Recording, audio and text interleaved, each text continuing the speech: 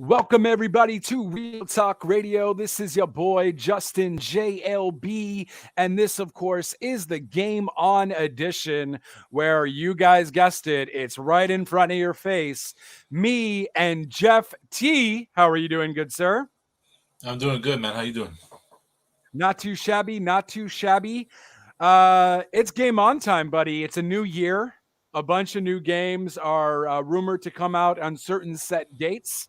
As we know, this obviously changes with developers not being able to have enough time for a certain game, stuff gets delayed, and so on and so forth. We are still in COVID times too. This may be or maybe might not affect. So I thought it'd be fun. We begin the year with really breaking down the most anticipated games that we think will be of 2022. Um, and I guess before we start with 2022, we should maybe talk about a game that was really heavily delayed back in 2021 that just came out right at the end. Xbox had announced a multiplayer demo on their 20-year anniversary, and then they finally came out with Halo Infinite on December 5th. There you go. You got it. Yeah, that's it. I know you're a collector. So I only played the multiplayer of Halo. Mm. Um, Not that it was, I'm not going to say it was bad or anything like that. It's just very different from a lot of the first person shooters we have today. So I guess I myself maybe had forgotten how Halo goes. You know what I mean? It's really more not necessarily aim and shoot, it's more um, kind of a scroll shoot in that sense, where you really have to get your guy at that point to aim at him. Or maybe I just suck at Halo. I don't know. What did you think No. of Halo Infinite? Well, I've been playing mostly the campaign because that was more intriguing to me. Because Halo Online, I don't like. Well, just to allude to what you were saying, that you're kind of used to a certain style of FPS online.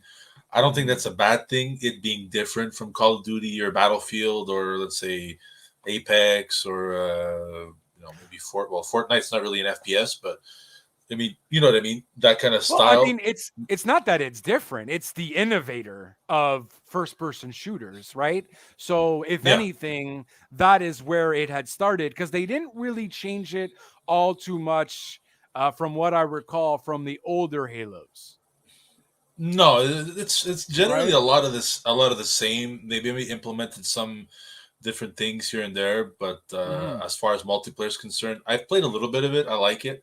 The campaign I love. I mean, I gotta say the Yeah. open worldness of it is it's not too open world where it becomes ridiculous. I find Okay. it's just enough to make you look like, oh, this is a little different for Halo. You know, like, oh, I could kind of pick and choose where I want to go. I could set waypoints to go here and let's say help out this team over here, and I can gain experience points where I could upgrade certain attributes in my game. So that's another thing too, that it's things that are different from your traditional Halo game, but it's not complicated. It's not a pain in the ass, if you will. It's straightforward. It's not easy. I mean, there is challenging moments depending, where you go and uh, what your task is and what you have to do. Let's say to liberate, let's say a fort that's being held up by the banished, as they're called. Right. So, but it's well made. I love the storyline, and it doesn't the side missions doesn't really, in my opinion, doesn't detract from the story. So really, Okay. really enjoyed it. I'm happy that they took the extra year to improve the game. They actually brought in one of the developers. I can't remember his last name. It's a Jason something, but he was one of the guys. He was like, I don't know if he was second in command at Bungie when Bungie was doing the games. It's and he was brought in to kind of oversee the project and oversee the overall progress of the game and fix what wasn't fixed from that initial gameplay trailer that they showed a year ago. I think he did a phenomenal job. Really good. And did he change a lot though? From I guess he did, right? Because obviously a lot of people were more complaining. I think it was more the graphics, so that they were complaining it wasn't necessarily up to par. Yeah, Joseph Staten is his name. I think it was graphics was a part of it too. Frame rate was one thing, and they reshowed the demo that they showed a year ago Okay. with the updates. You know, running at a better frame rate, and it showed. And when you play it, Okay. it shows. Like it really shows that this was a game that the team took time and it was important to them because even though Gears of War has Their been flagship. yeah, but for the longest time I think Gears kind of took that spot a little bit from Halo in my opinion. Right. And but as you like you said, like Halo's always been the flagship for Xbox, so the fact that they took that extra year, unfortunately I think CD Projekt Red could have maybe taken some lessons from that when they released Cyberpunk.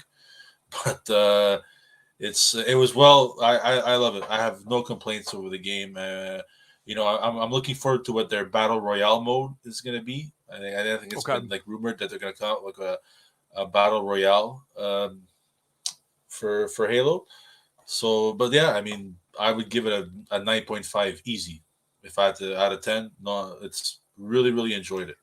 You beat it And, already? and no, well, I'm enjoying it rather, I should say. So I'm Okay. still, I haven't gone through the entire campaign, but yeah, it's awesome, really cool. Nice. Yeah, I haven't I played the multiplayer. I didn't really get used to. Then again, people online already are just crazy good. I'm noob completely, so maybe I would enjoy the campaign a lot more, but it's good to hear. I for some reason didn't hear a lot after it came out though. Granted, it's only January, but I mean, maybe I wasn't looking for it, I guess, but I didn't get the big thing, like as if I heard a lot about cyberpunk kind of thing after. Well, I obviously all the negative feedback too that was everywhere, but I didn't hear a lot, so I was kind of really curious. Obviously, you being a big Halo fan, how it was going, but I'm glad to hear the campaign mode is seemingly good. Open world, but not too crazy. It's almost like Assassin's Creed open worlds, where it's kind of a huge Yeah, map, but it's yeah. confined. I think that would be a fair comparison. Yeah, absolutely, Assassin's Creed style. As far as let's say like the hype was concerned, I think there was a lot. I think a fair amount, but I think not too much to where I mean, you're gonna have detractors out there that I think are so focused, like they're in that Call of Duty / Battlefield bubble, where anything outside of that is almost like it's like this is not Call of Duty, it's no good. You know what I mean? Um, No, but something different isn't always a bad thing, and I think a lot of people don't realize that. It's almost like if everything has to follow a certain formula. So, and like I said, if you're in that Battlefield or I think more COD bubble, that it well, seems like yeah. I anything mean, outside that Battlefield. bubble is That's it. Battlefield is very different from COD though, because I've played COD so because mostly because of zombies, and then developed into the multiplayer. So I'm one of those people that you're talking about technically. right. I tried Battlefield. Battlefield very different, but also very realistic. You know what I mean? I think in reality, it's not about one game is better than the other. It's just about personal preference, of course, and also about just practice. Like every other game, it takes practice. The Well, developer's like not yeah, gonna yeah, copy and paste. yeah. They're gonna make it different. So Where I just where can't I get into see this, Fortnite. That's not my thing yeah, at all. where I see a distinct difference between let's say Call of Duty is that there's a fine balance between great gameplay in multiplayer and great gameplay in single player. Whereas if you go look at Call of Duty, when was the last time anyone said anything really that great about the single player? You know, like I have Call of Duty Vanguard. Okay, I like the game, but it's not reinventing anything. It's a very Right. short, it's a very standard campaign. It's good. Don't get me wrong, it's good, but this really Halo Infinite I find really kind of it's like a I wouldn't say 50-50, but yeah, I think that would be fair enough. Is that there's a really good multiplayer, really good single player. And nowadays, when games are like $90 a piece, to have that Right. fine balance, I think is a good thing. Definitely. Yeah. I wasn't a fan of, I didn't try Vanguard yet. I don't play enough technically. Black Ops 3's Cold War didn't really care for. The one before I found interesting. I really enjoyed that campaign where they went into the Middle East and all that. I thought that was fairly decent. But Call of Duty is really a hit and miss with their campaigns. They're either really good or they're really crap. But you're right. It doesn't move Are the you talking wheel about really. Call of Duty World War II? Is that the one? Well, the Middle Eastern one, where they're in the Middle East for a bit. I think her name is Yasmin. She's helping you out. I Okay. always confuse the Call of Duty names. They so many. It's just I think Um, what annoys me with them is I think it's also their for the longest time Call of Duty was like set in World War II. Then they transitioned. They obviously made it modern with no pun intended modern warfare, and it seemed pun like is that always was intended. okay. Cool. So it was that was a change, and it was a welcome change, and it's like they went back to World War II. They did Mhm. Call of Duty World War II. Then they did, I think it was an Infinite Warfare. I think it might be. I think that's Oh maybe yeah, that what the was game that trash. you're I don't think yeah. that And was then it. I don't remember, but so yeah. And then it's like they went back to World War II again, and it's kind of like, oh, okay, give me something else. Give me another time period. I mean, invent something. I mean, create something. And it's just like World War II again. Okay, we're gonna kill Nazis. We get it. We understand what the goal is. It's Right. Germany versus the world. Like we get it, and it's Mhm. I don't know. I find it as good as Vanguard is. It's just like okay, it's another World War II game. Van, is it? Is it about World War II, Vanguard? Yeah, exactly. It is. Yeah, Oh, it is. Okay. yeah, Um, I like, you see. So I hate Assassin's Creed, but I like the history it gives me from the games. You know what I yeah, mean? Like when it gives you those hints of, when you're in London and you meet Alexander Graham Bell and all that, and all these things. I like those little. You're depicting history, but I think they just oversaturated it a bit much. Um, yeah, so I do get what you mean there. Advanced Warfare was them trying to be creative, I guess, but it yeah. was a bit too crazy. It was a bit too much. Um, I don't know. So I guess you have to meet somewhere in the middle, but it's But well, very when you difficult. have a campaign that lasts you 6 hours, there's no such thing as meeting in the middle, because Call of Duty has become just online. It's like okay, let's throw Yeah, out a single player. Let's for those who maybe don't play single player very much, let's throw them out a little single player experience. But it's online. That's what it is. And I I feel mean like there I'm was not. one. Yeah, sorry. Go ahead. No, sorry. No, go ahead. You were saying. No, I feel like there was even one game they didn't even have a single player. Maybe I'm mistaken, Yeah, but I feel. Black Ops 4. Oh wow. Okay. Yeah. Yeah, Yeah. Yeah. Yeah. Black Ops 4 was just online, much like Battlefield 2042 was last year. It was just on online. Really? It was wow. They didn't even have a campaign. Jeez. Thank God I No, didn't. I think they promoted the fact that you can have 120 players on one map. I mean, Jesus. it was like just like these enormous maps. Um, I guess that's another hit and miss too. You have some people that like it, some people that don't. But I don't know. Like I play online, but not enough to say that. Like I'm not a competitive player. I'll play with some friends. So for me, it's not my preference. Right. I enjoy a good single player, and I'll play online every now and then. That's why I'll go back to like what I said earlier about Infinite is that it's a fine balance between both. Nice. And how many games would you say you played online so far? Sorry, say it again. How many games would you say you've played online with Infinite?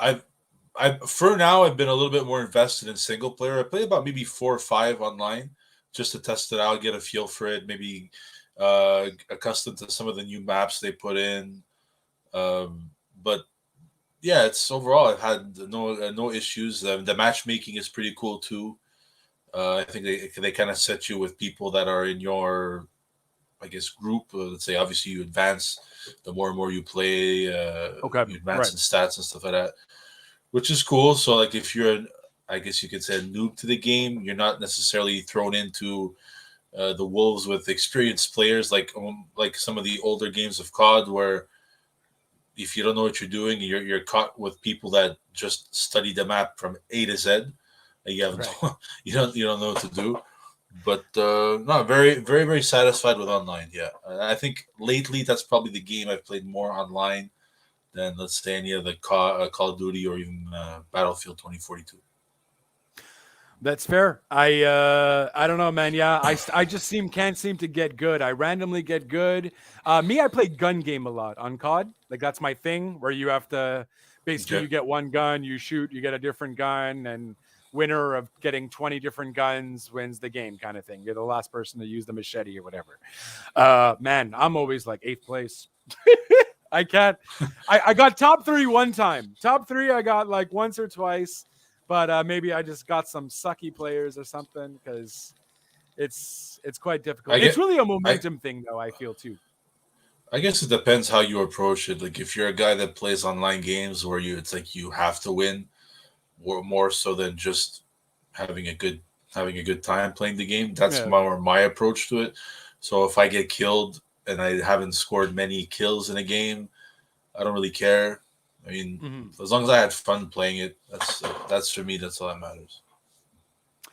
That's fair. That's fair. So will you have fun playing any of these anticipated January 2020? What's a game in January that you're really going for? I know PC has Monster Hunter that came out yesterday. I don't know if you're necessarily a PC guy per se for that. I mean, Monster Hunter's been out on a console for God knows how long. Um, Right. I is there think any these game are a in lot of January? in January. It's I think, I mean, Rainbow Six, I think, is just another expansion. I mean, Well, God of War. it's a different game though. It's Alien. It's basically like you're killing aliens now kind of thing. Okay, it's a new one. Um, Okay, but so I it's like think an I entirely new think that, game. right, right. I think that's another game that kind of went more the online way, where it used to have a pretty good campaign. But I liked some of the other ones. Like the online experience was good for was it last year's expansion for Rainbow Six and some of the add-ons to it. I Right. think it was Rainbow Six or was it Ghost Recon that had Predator in it? I can't remember which one, I feel but like that might be Ghost Recon. I don't it could be. remember. Yeah. They're still making But Ghost Recon games? I just didn't remember I which one it was that had Predator in it. Well, because the Ghost Recon with the Predator add-on, if it was Ghost Recon, I was just like an expansion. But okay. as far as games in January, it's just like Uncharted Legacy of Thieves collection. I mean, if you played Uncharted 4 and Lost Legacy, I mean, you're going to get a remastered version of both games. Kind of video games are being movies now, man. Like just constantly remasters and remasters and remasters. It's like, Well, bro, what's funny is that the first three were already remastered in the Nathan Drake collection. right. So it's like this is yet another remaster of a remaster. No, no, no, no, no. That's 1, 2, and 3. This is Uncharted 4, and then the Lost Legacy came out afterwards. Right, but Uncharted these 4. are essentially PS4 games that are just upscale.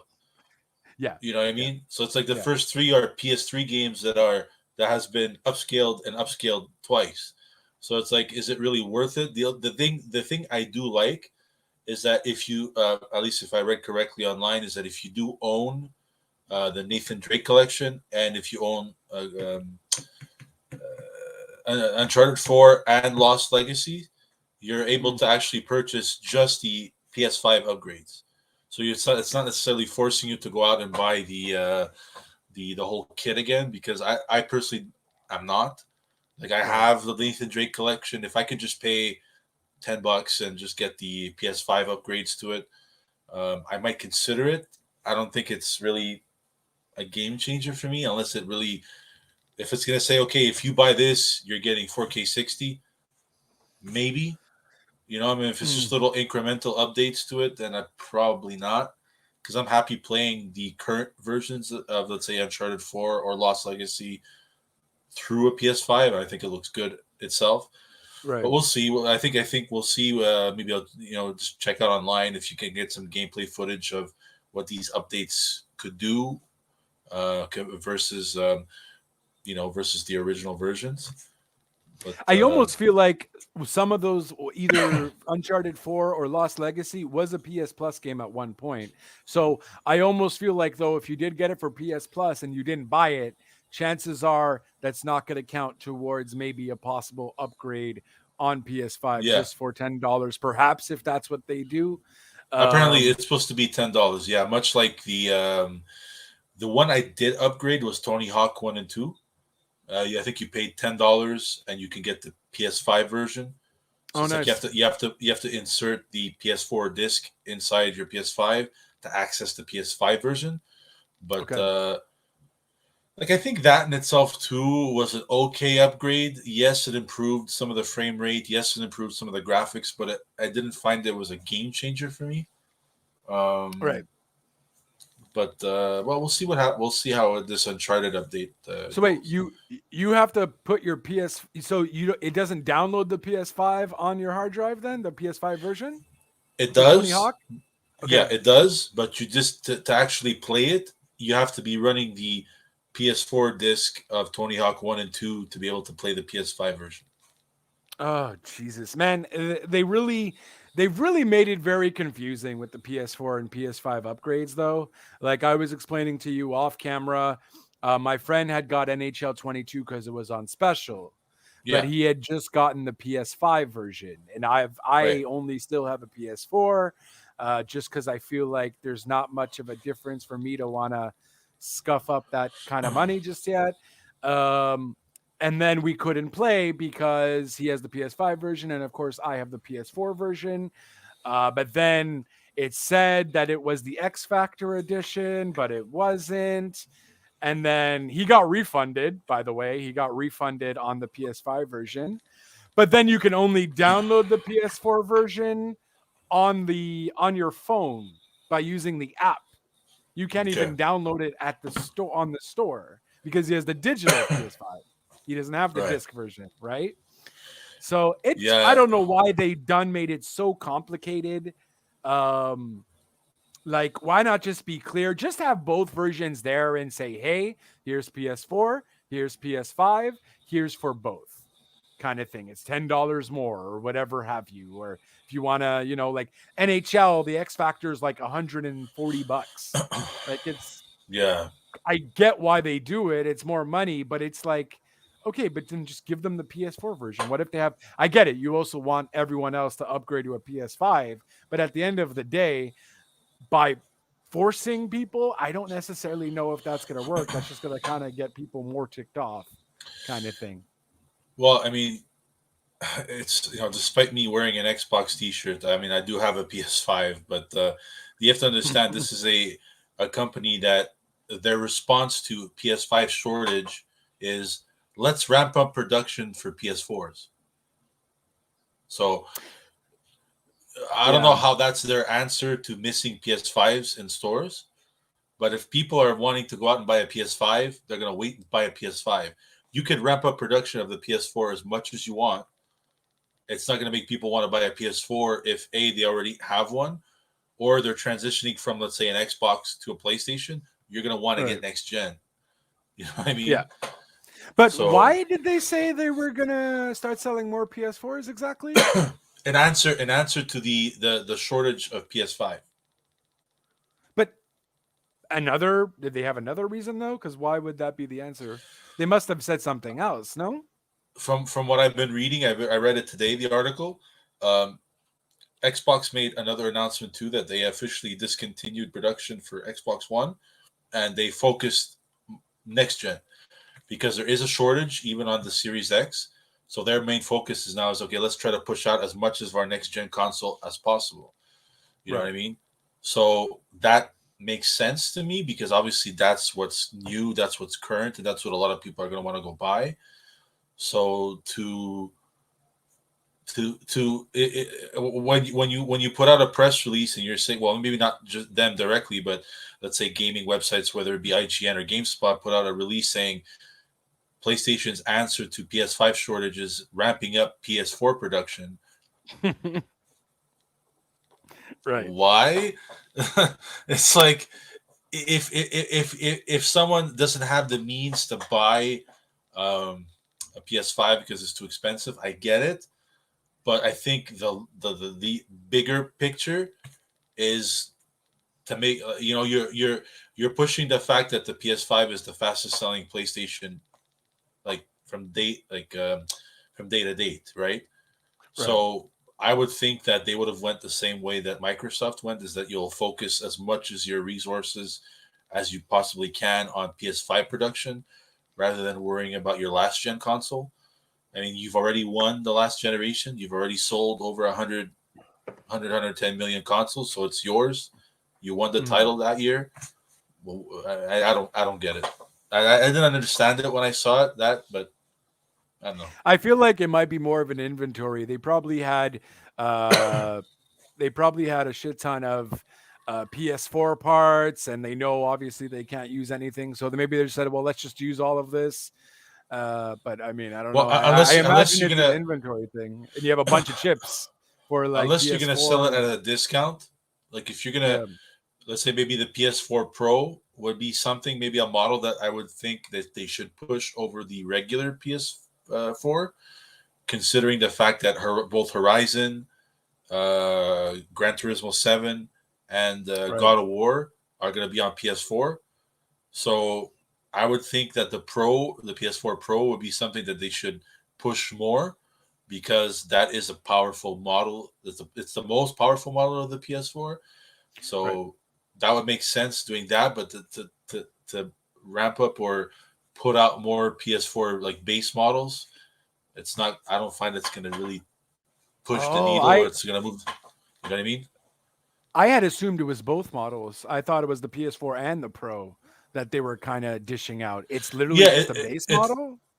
no. It'll be both. I'm not just saying that, but I'm saying if it were me, Okay. if I was running Sony, I'd say, well, if my next gen games are going to be released for the old gen, well, then I'll maybe put if my answer to whether we find it silly or not, but if my answer to the PS5 shortage is okay, let me ramp up production on my last gen console. For me, I would make more the PS4 Pro a Mhm. priority, whereas Sony viewed it as a niche product where it's just like, well, if you have a 4K TV, okay, buy this one, but if you don't, then here's the base model.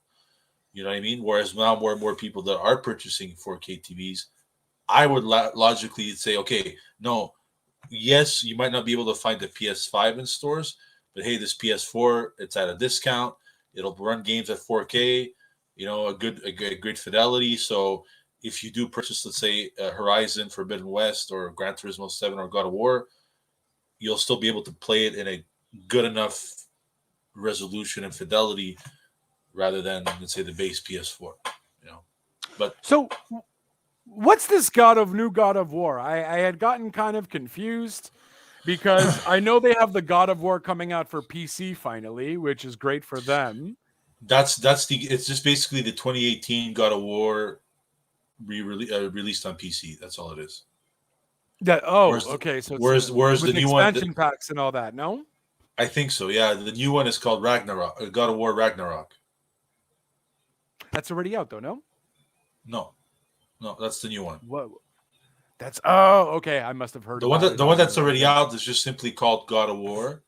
This one, Right. the new one that they showed, I can't remember when exactly they announced it, but the one that they showed recently is called the God of War Ragnarok. So it's a continuation of the one that came out in 2018. Um, Okay, but I don't think there's a release date yet, technically, no, for it. Okay. Yeah. no, That's because yeah, that's I would think maybe mid 2022. mm, Maybe not summertime, but I would say maybe April, May. If not, if that's not the window that they're looking at, I would say holiday, or right. maybe like let's say towards maybe third quarter. I'd say maybe we're end of third quarter 2022 would make sense. Yeah, well, they've been talking about it for a while. I guess it really just depends on how much they have developed from we really only see. That's why I kind of hate. We only see like these little cutscenes and not necessarily a lot of gameplay, just more Well, theatrical videos. they did show gameplay of it, and I think a lot of people kind of criticized it online, where it's just like, why am I looking at 2018 God of War? Because it essentially looks the same, which isn't a Okay. bad thing.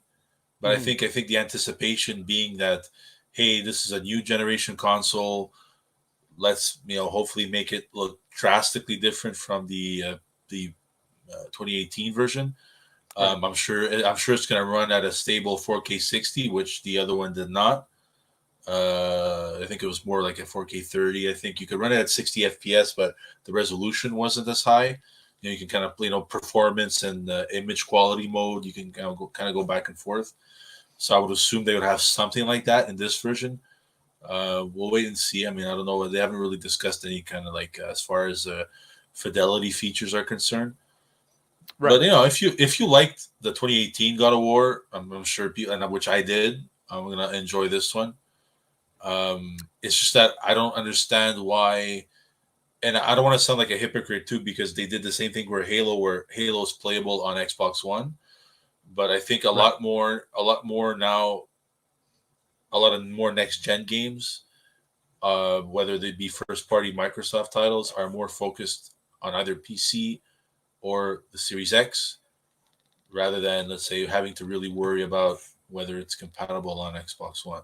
So which makes sense because there are people that have invested a lot of money into the next gen consoles. Not just that, but Right. you purchase a TV. You're spending upwards to $1,000 to $2,000 to play these $600 consoles at the highest possible. So I don't know why they. I mean, I don't know. I haven't heard of any Sony games that are coming out this year that are only going to be for PS5. But I'm sure, obviously, God of War is going to look great on PS5, and I'm looking forward to it. I feel like there was like one or two that I did see. Gran Turismo 7 is coming out for both. Um a lot of them are Yeah, uh, Horizon Forbidden West was planned to be a PS5 exclusive, along right. with Miles Morales, but Miles Morales ended up coming out on PS4 as well, which I get. I'm not saying it's a bad thing, especially it's the launch of the launch of a new console, so you don't want to completely alienate the 100+ million people that purchased the PS4. Yeah. Uh, I have but here Forspoken. Not entirely sure what kind of game that is though, but apparently it's coming out for PS5 and PC. okay, Forspoken. I'm just that's in May yeah, though, and I don't yeah, that's really recall Yeah, that's one of what that is. their announced. I think they had. I remember hearing that they announced. You kind of see it in the PlayStation Store. Doesn't really give an exact date there, but you would anticipate it coming, and it makes sense. It makes sense that Yeah, you I have. mean, and that's why I kind of kept the PS5, PS4 too, right? Because I know a lot of these titles are going to be released on PS4 still. Maybe like end of this year, early next year. I'm gonna start getting screwed off a lot of titles. But by then, hey, I'll have my 4K TV, and and hopefully I'll get a PS5, and it's easier to find. Well, that's what it is. I mean, if you don't, well, that's what it comes down to. If you don't have a TV, it's not worth buying a PS5. No, that's it. If you have a standard 1080p TV, what's the point? I think it's Exactly. useless. So it's like, once again, it's like, if someone had a regular PS4 and you're thinking even a PS4 Pro isn't worth on a 1080p TV, in my Hey, opinion. There's a reason why it's called the Pro, is because it gives you 4K yeah, resolutions. So why buy a more expensive version of the PS4 that doesn't play 4K Blu-ray? Yes, you can stream in 4K Netflix, but if you don't have the TV for it, it's not worth it. it's not worth it. Exactly. Well, So I bought it because I broke my PS4. So I said, "Hey, need me one." Got the PS4 Pro. no, Just that's got to get fair. the I mean, better I'm TV. not trying to knock anyone who did that. I'm No, not no, trying no. to say that, I'm just but I teasing. think But I think overall, I mean, it's really in your case it's different because you broke one, you figured okay maybe I'll shell out the extra, maybe 100 or two more to get the better built machine. I get that, Yeah. because it still plays your games at 1080p well, probably I think even better than the regular PS4. But Loading times are much quicker. That I noticed, yeah, at the hard least. drive it does have a faster speed. That is Yeah. true. Um, but yeah, I mean we'll continue on. I think with other games that are coming out for January. I mean, Yeah, I mean, for January, there's nothing really crazy. We don't necessarily have to go month by month. If you think of, I mean, we can maybe list them if you'd like. Um, I mean, you got God of War on PC on January 14th. We got Rainbow Six Extraction, like we mentioned. That's coming out January 20th. Um, January 27th, if we have any rugby fans, that's coming out. That's going to be everywhere. Uncharted, we talked about. That's January 28th. The remastered versions. Um, I'm looking forward to Shadow Man remastered. I don't know, That's man. That game was trash. You're joking, right? no, no, no, no. I have it on Dreamcast and I actually liked it. Okay, fair. The remastered version doesn't look all that great. It really does look like a port, and it's almost like the Grand Theft Auto remastered that they did with the trilogy. Well, because Like they the changed a few yeah, things, but I mean, I don't even know. I mean, if it's $20, maybe it's worth it. But if you're gonna charge me $80 for that, I no, don't think I don't so. think so. I don't think It's the so same. It's the because same team. The same team that's remastering this, because this was a game that was released by Acclaim. If people okay, remember Acclaim yeah, back in the day, did a lot of the ports basketball of games. NBA Jam, Mortal Kombat on console. The Oh, same team that's remastering Shadow Man actually remastered the Turok 1 and 2.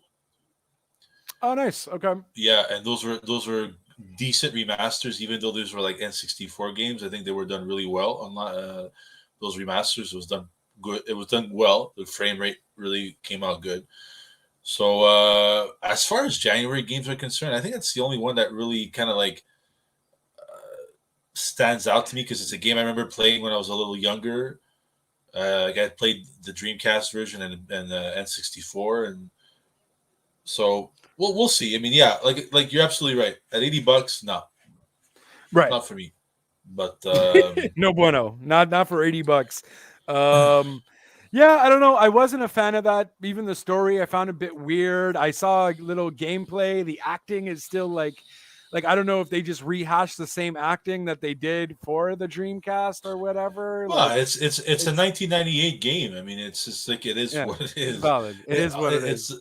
yeah, it is what it is. But I mean, like I'm looking at the list here. I think, even the new Pokemon game, Legends, that's coming out for Switch, is kind of like, okay, it's Pokemon, but I mean, it's apparently it's not as open world they're saying as like that a lot of people were expecting. So if you're expecting an overly open world Pokemon game, apparently that's not it.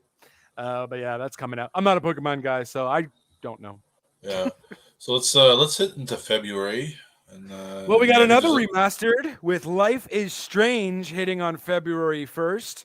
Remastered collection, which is coming to all consoles. Kind of good for the Switch, I guess, because the Switch right. finally gets it.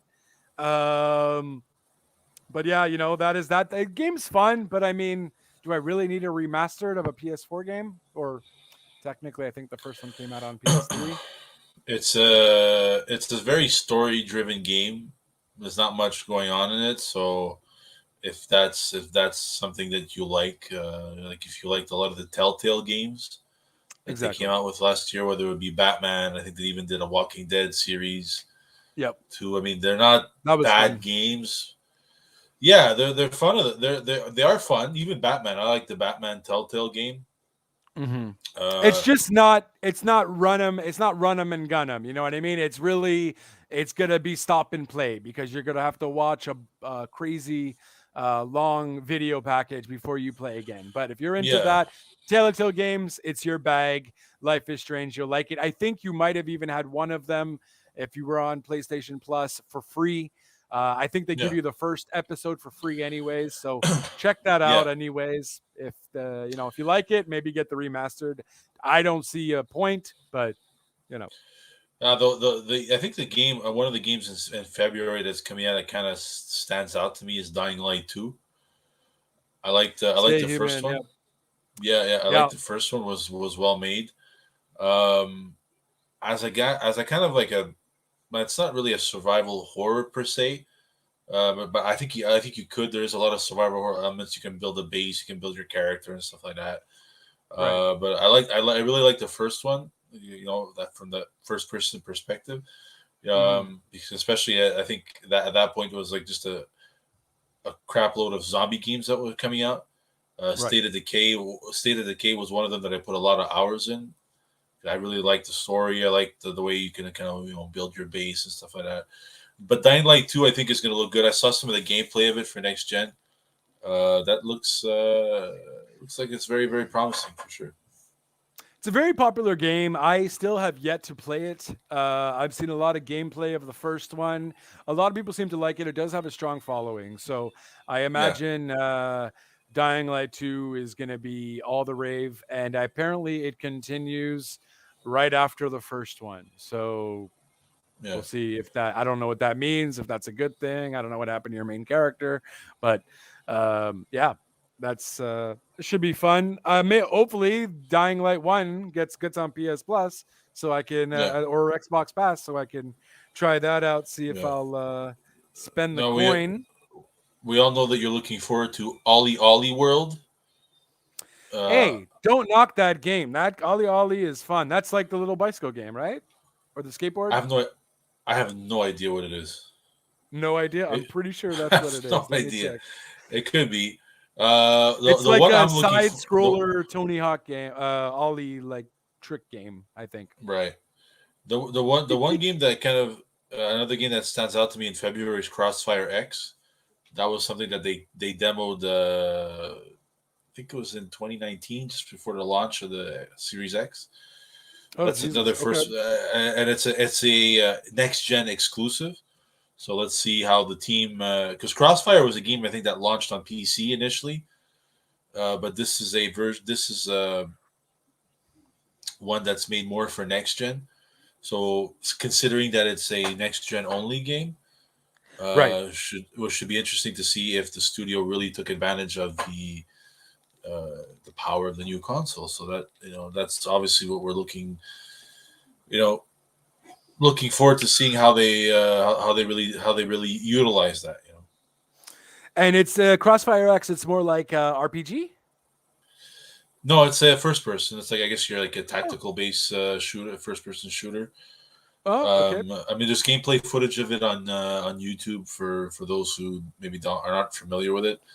I'm sure within the coming weeks and leading up to February 10th, you'll see more and more of it. I'm not sure. I don't remember if this is a Game Pass. Well, I mean, it is an Xbox exclusive. I don't know if it's Right. a day one. I think actually it is. I think it is Okay. coming into Game Pass. Nice. So, which is always a good. Obviously, it's always a good thing.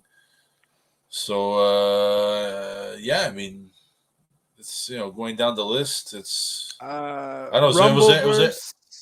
I feel Was there like anything is else that another. yeah, was there anything that really stood out to you in February? Well, I mean, there you go. This Horizon Forbidden West. So that's that I didn't know was coming out February 18th.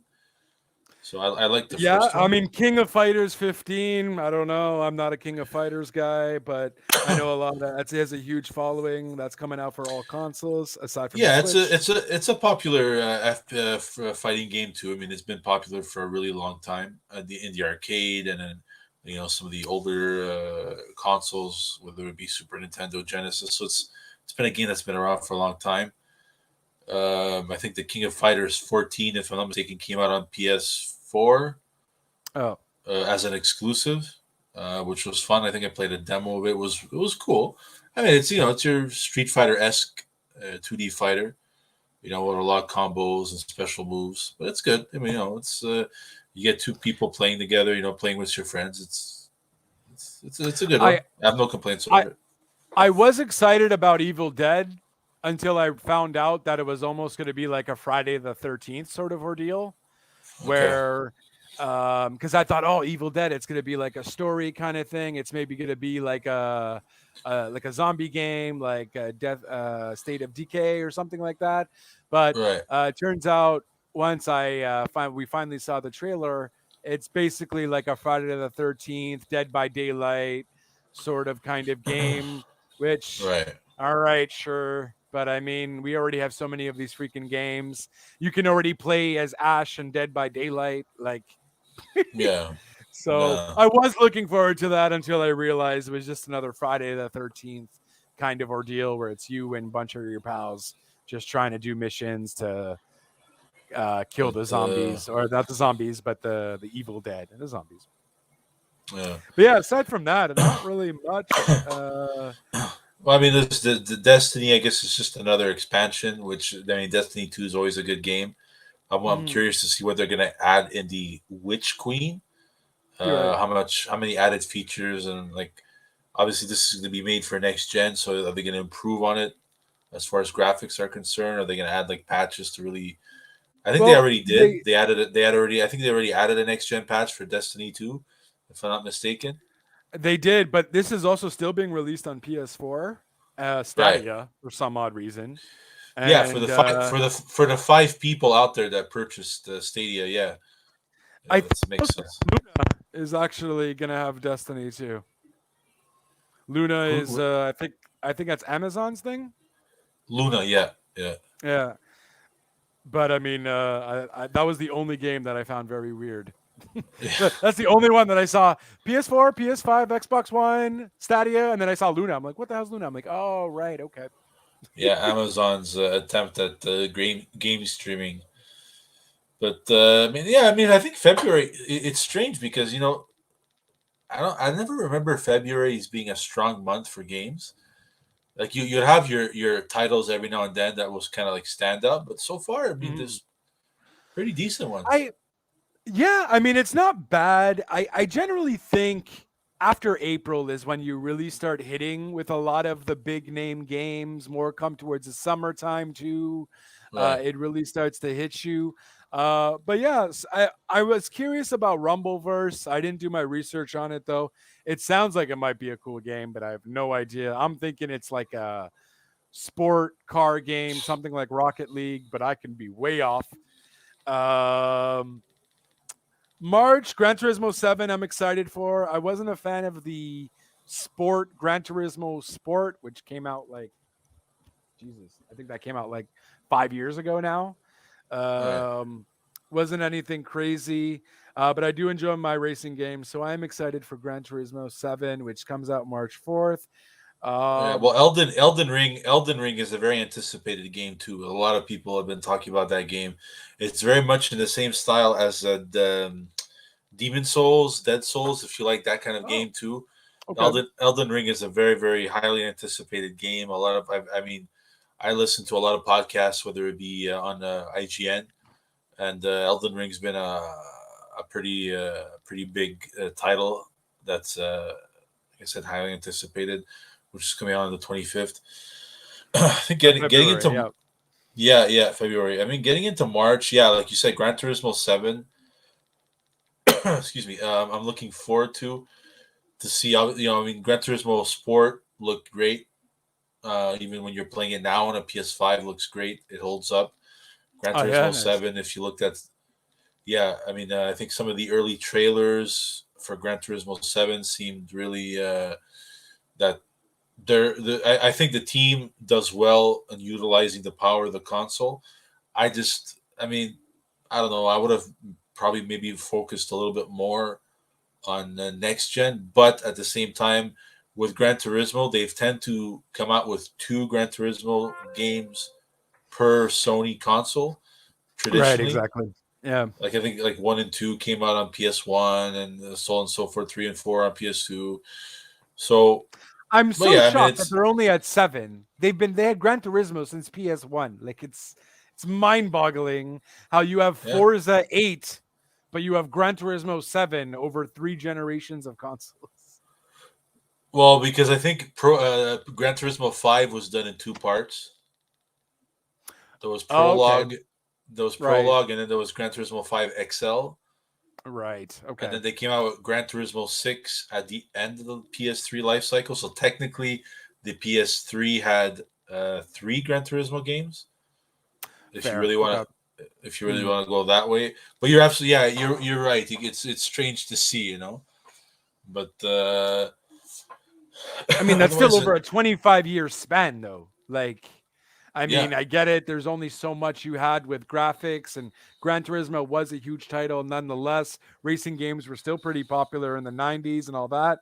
But yeah, so that should be fun for the car racers. It's just there's so many racing games now. I feel like Gran Turismo's kind of also lost its edge, if you will. Um, if you do play, a lot of Xbox as well, you have Forza, you have Grid, you have a bunch of other racing games. So it's I just feel it's kind of lost its niche almost. So we'll see. yeah. I think Gran Turismo has a little bit of catching up to do because, as far as popularity is concerned, I think even the Horizon Forza games have even Hmm. become somewhat more even popular than the motorsport, just because of the fact that it's more of an open world racer as Right. opposed to just being like pick your car, pick your track, okay, win the race. Whereas this one is That's it. very similar. Obviously, your goal is to win the race. I'm not trying to suggest otherwise, but I think Right. just being able to kind of drive around and kind of go to places to place. Horizon has always been like that, and Forza Horizon 5 definitely adds to that in a big way. There's a lot of cool things to do in that.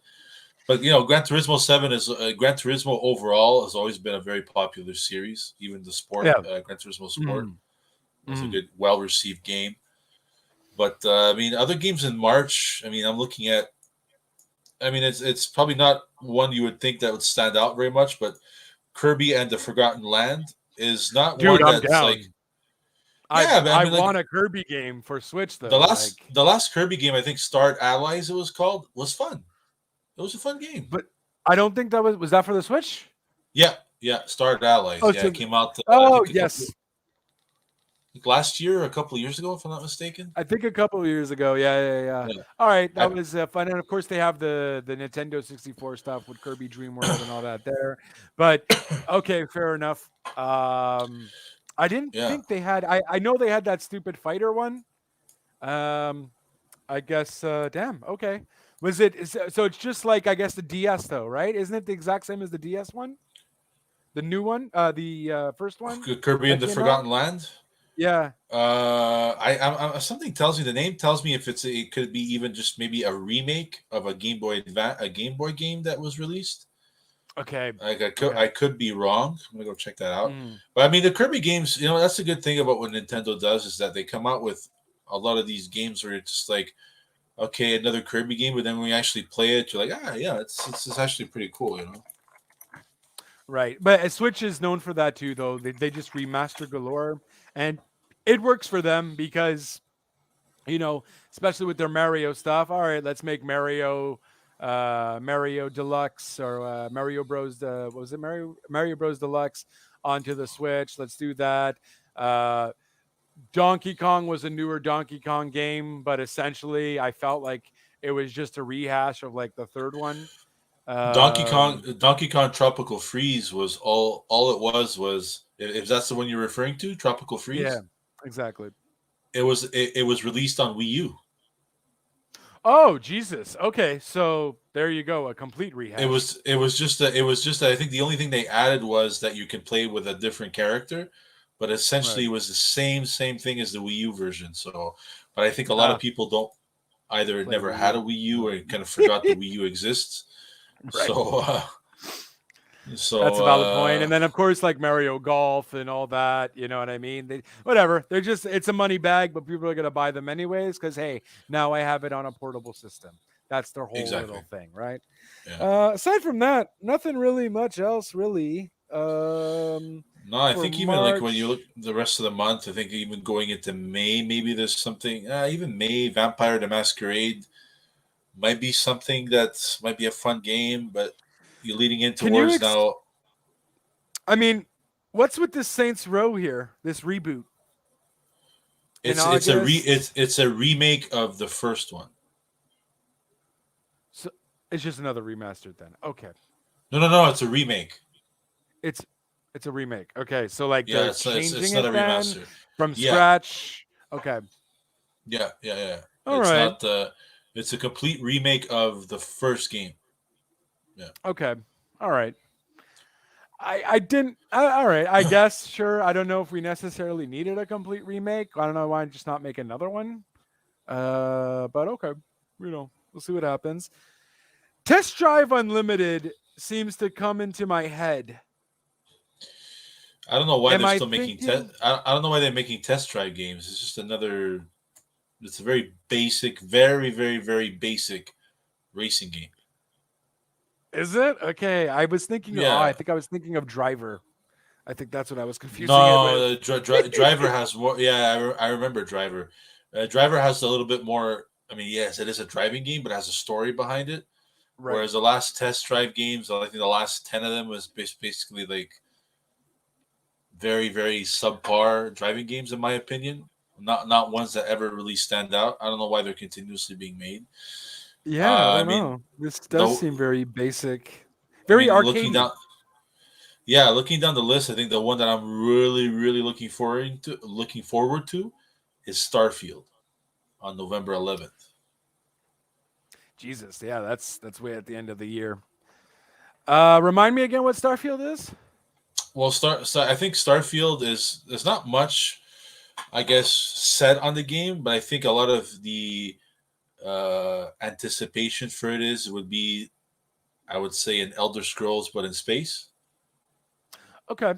because it's a Bethesda game. So I think it's the first Bethesda game that's coming out exclusively for Xbox. Obviously, for those who may or may not know, Microsoft acquired Bethesda a year and a half ago now. So this is the Right. first game that they announced. This was announced at E3, the release date that it was coming out on November 11th. Because when you look at really in October, there's really nothing else coming out in October. Now, obviously, this is all obviously subject to change, you know. Yeah, exactly. So I mean, things could get pushed back, things could get advanced, especially if games, let's say, that are projected to come out in 2023 might get pushed to 2022, depending on how development cycle is. But yeah, Starfield is going to be interesting to see, especially if it's going to be a. I'm So this is assuming not there'll a be a lot of. remake of anything. This is not a remake of anything. This is a completely new game. It's a Because I completely new feel like game. that name is sounds so familiar. Maybe I'm just thinking of it in a Yeah, space movie or something. no, it does. But yeah, it's going to be interesting to see what kind of a game it is exactly. I'm assuming there'll be some of multiplayer elements. So if it's going to be cross-platform with, well, it would be, I would assume, like with PC, because you'll uh, if you have Game Pass on PC, you'll be able to play with people who are on console. Yeah. So I'm looking forward to seeing it. If it's like an Elder Scrolls in space, but just more than just that, that would be interesting. That's gonna be a good one. But And that's yeah, November. Yeah. So November I mean, 11th. November 11th. Do we know of any um, sh- um, game showings? I'm not thinking of the right word. Showcases coming Well, up. there's gonna be E3 in May. Okay. So at least I'm assuming at the Xbox showcase they'll show some. They're definitely going to show some information on Starfield. I would definitely expect that. Uh, I mean, and as well as so, I don't know if Sony's going to have a presence at E3 because it's been 2 years now that they're not Right. at E3 anymore. They do their Um, own little thing. Yeah. I guess they'll probably just do their own little thing, which kind of sucks because I think fans always like the fact that this day is the day that you'll have the EA press Just for conference, you'll have everyone. Sony's, Yeah. Nintendo's. Like Nintendo does their treehouse events now, which Yeah.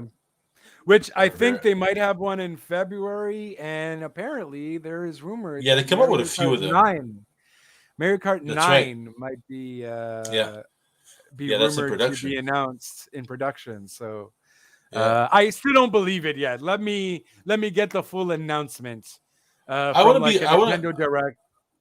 I wouldn't be surprised though. I mean, when you think about it, the Mario Kart that came out was just a rehash of Right. one that came out on Wii U. So with just all the I think it was all the DLC included in it, if I'm not mistaken. So I think so too. it's Yeah, and then of yeah, it course they came out was with the world tour thing or the live circuit, whatever, which was just whatevs. But yeah, I mean, I'm down. It's just it's been so long that I don't yeah. believe it. Like, why would you wait so long for it? This game is a game that people will just buy instantly. You know what I mean? People are still buying Mario Kart 8, and Yeah. I guess maybe that's why. But I mean, to only announce that you're developing a game now is like, whoa, Look, crazy talk. Nintendo announced Metroid Prime 4 with a teaser just showing the graphic of the title. Who knows when that game's going to come out? I mean, Right. And they people have are attended. Yeah, Dread they have a was but really popular, and that's not even anything like how Metroid's going to be, right? It's not a side scroller, it's going to be a first person sort of or yeah, third person sort of style. So, and Dread is killing it. People are playing that left, right, and center on the Switch. So, yeah, it's fun. It's a fun game. I have it fun game. and it's fun. Really It's hard, cool. really hard. Yeah, no, that's true, but that's okay. That doesn't bother me Uh, because no, if it's hard and it makes sense, I don't mind it. You really know though, those that. freaking machines, do they really make sense though? Bro, they're always on your ass. I'm trying to get away from them and they catch me. Oh, I just can't. I need more I practice. actually have the amiibos for the game. I'm curious to see what they give you. Mm. To see if maybe you get. Usually, generally, when you play with amiibos, they give you added things for the game. I'm just curious to see. I haven't really unpacked them yet. I'm curious to use them. Yeah. But Why really, not? excuse me, Nintendo. I mean, other than Kirby, I don't know. Is there anything that really stands out to you? Well, I mean, I honestly don't think there's much announced really. Nintendo, if anything, they do keep it Very tight, hushed, very tight. very Yeah, tight, very tight, and they announce it on their directs, and it's a big surprise. They're really good with not giving away spoilers, and their team not telling anybody anything. So, I imagine we'll hear something about Breath of the Wild 2. that's true. Yeah, Maybe that's coming out in early 2023, even. I don't even think it's coming out in 2022. Um, but nothing really. But again, they do keep quiet on a lot of things. The problem too is they're also just always catching up with a bunch of titles and so on. So we'll see. But you know, if you're playing Nintendo, you're playing for their stuff, their Mario's, their Kirby's, their Smash Bros, their Donkey Kongs, and well. all that. If So you're only a Nintendo player and that's what you're a fan of, I can understand that. But if you're a multi-console users, like let's say you and I are, mhm. eventually it's just like, okay, how much more Mario games am I gonna play? Like Mario Kart sells itself. You don't need that's like a given, right? Right, It's not even in the conversation of whether it's gonna sell well. You know it will, right. but at the end of the day, it still remains your traditional Mario Kart game, right? They might add in extra characters. I'm sure they'll do like some kind of thing that they did with Smash Brothers, where you might have, let's say, Banjo Kazooie as a Or they racer. might even have Smash Brother characters completely. You know what I mean? The whole cake and Yeah, caboodle of Smash Bros. So, but that's the thing. It's just like and you well, came out with actually, they were talking about implementing a new thing though. So I don't know if they're just gonna rehash Double Dash, or if they're apparently trying to come out with some new kind of concept for Mario Kart, maybe, which can be yeah, very scary at the same time. Because if it ain't broke, don't don't fix fix it. it. Yeah, But at the same time, we've been playing the same freaking thing for the past 30 years. Uh, maybe yeah, not 30, but yeah, you know, around yeah, that. close. Yeah, it Uh, is. Yeah, you know, so yeah, we'll see. I can't wait for them to announce what this new thing might be. I have a feeling it's something more than just characters. right. Um, but you know, it's fun. But I mean, aside from Breath of the Wild, maybe we'll get a Metroid thing. I think I heard something about them doing something else with Contra, but I mean, I don't know. I think They that's really going to keep be it. just like an anniversary package of some sorts. Maybe just like a compilation of Contra games. Oh, okay, Maybe. that's fair. I I mean, feel like they already have something I like heard that. about something like that.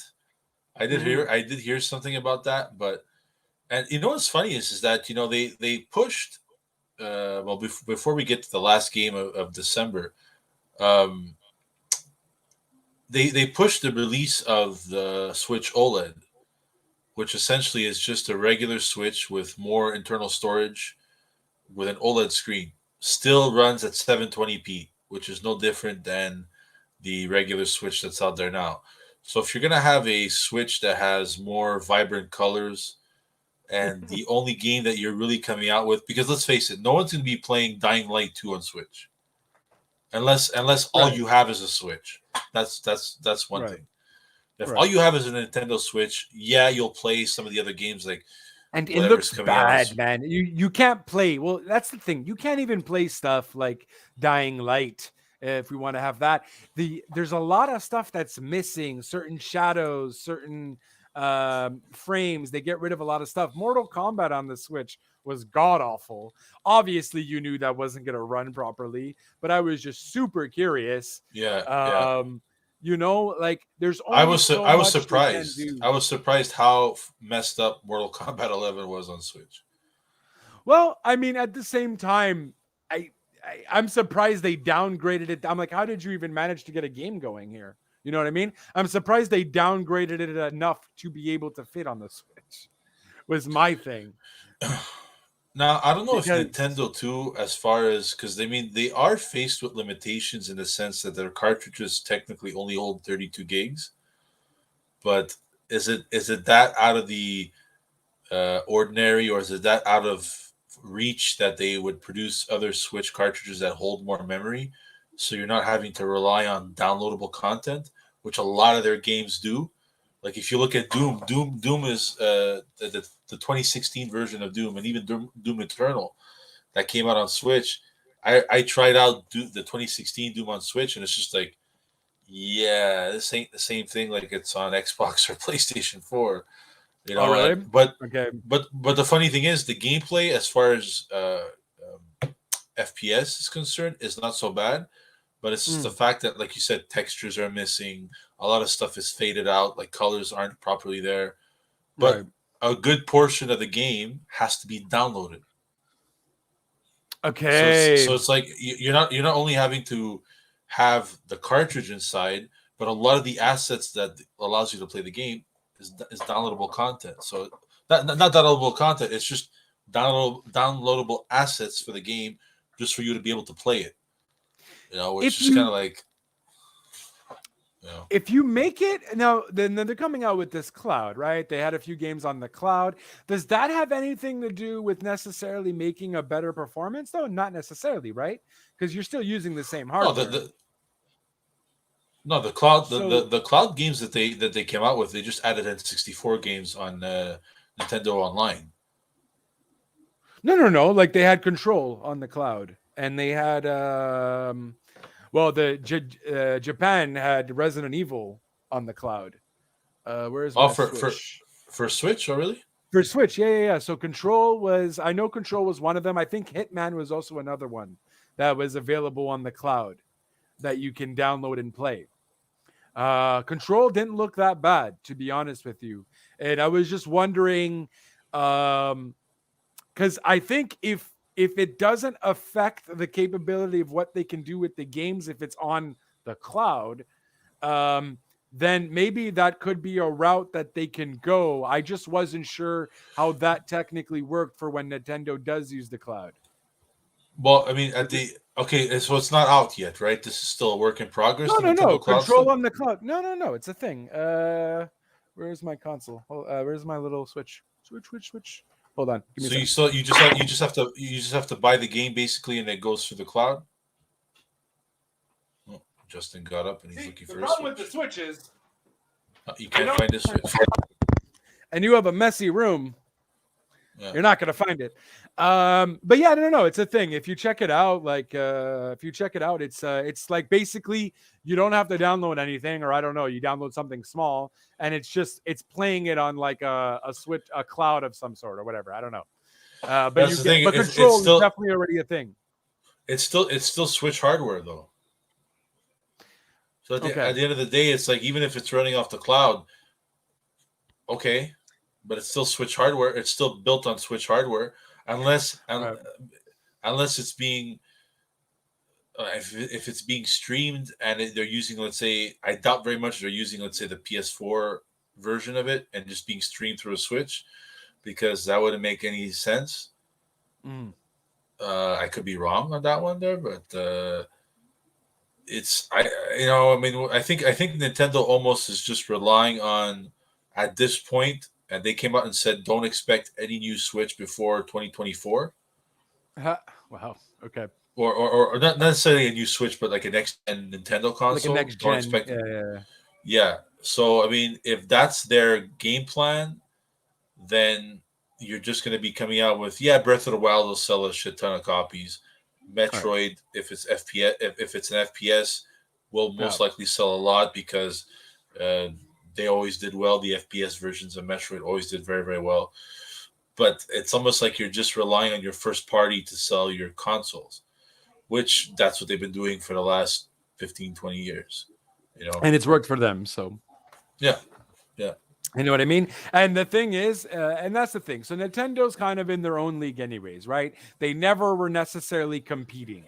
Maybe 64, they were kind of competing because honestly, I think I would take No Mercy graphics over GoldenEye graphics. You know what I mean? Like it was almost kind of the same botchiness, right? Because there was only so much they had at the time.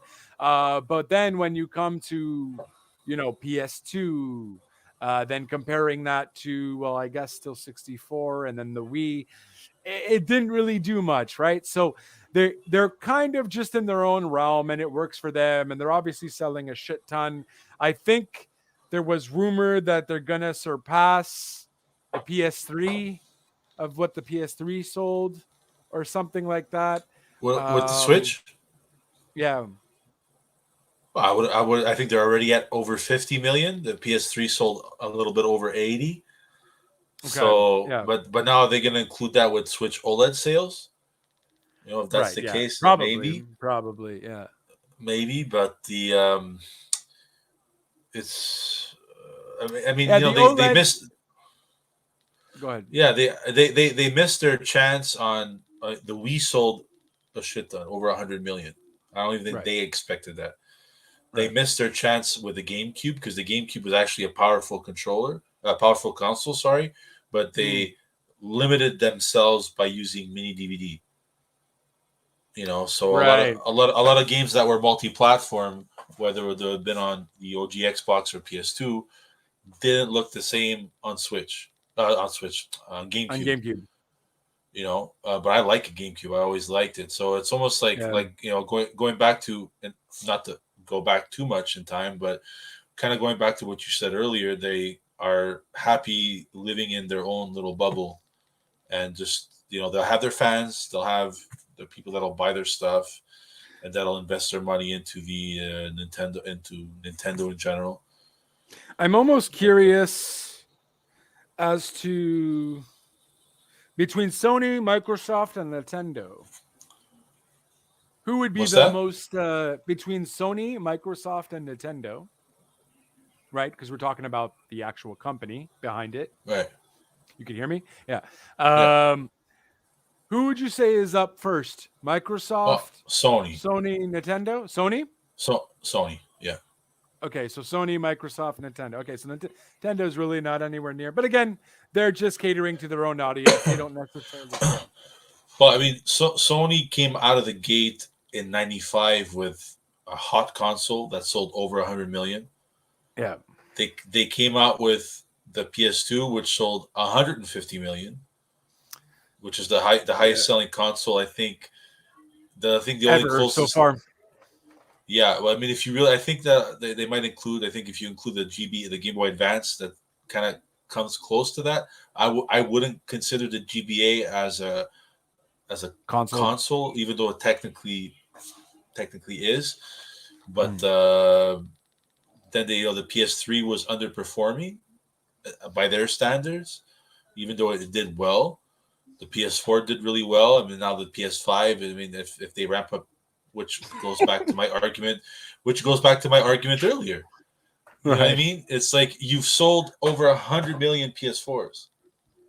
You know, and I think the problem is with the chip, though. I think that whole chip issue that they were having, right? There was a shortage of chips. Yeah. So I think maybe they're still there, and they're like, well, okay, we still have all these stupid chips, or we could make these stupid chips for PS4.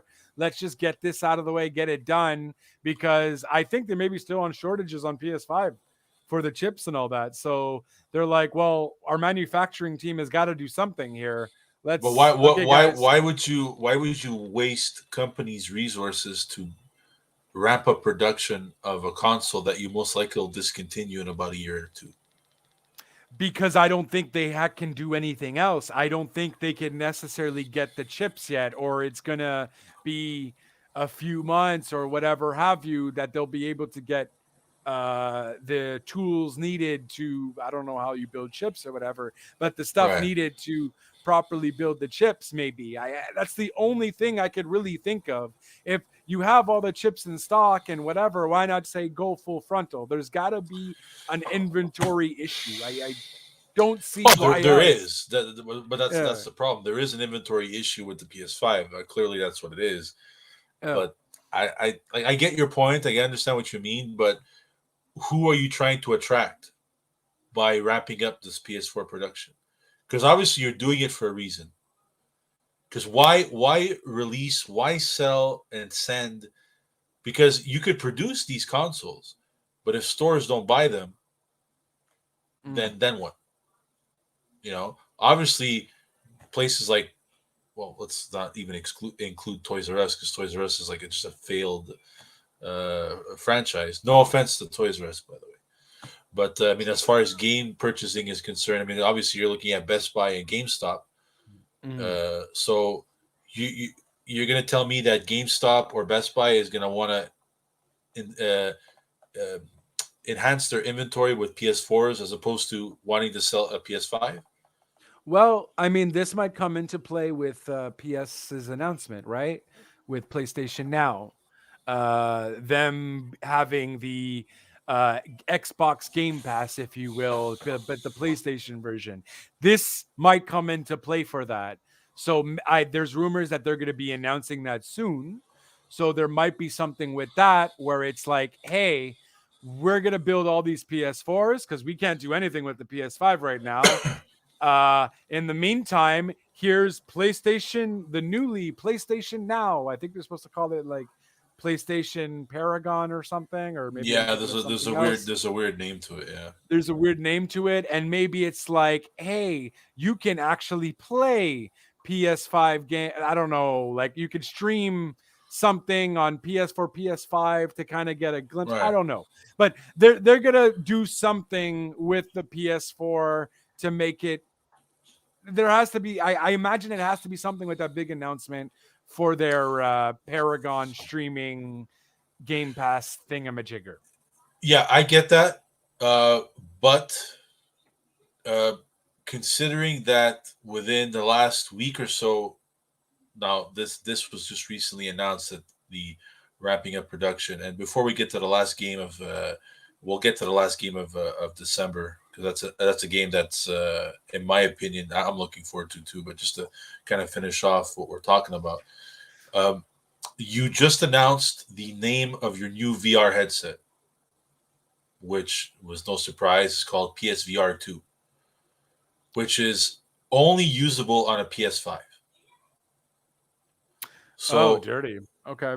Which makes sense because the controls are completely different. The controls of the PS4 PSVR 2 resemble one that the Oculus uses, and the Valve, the HTC Vive.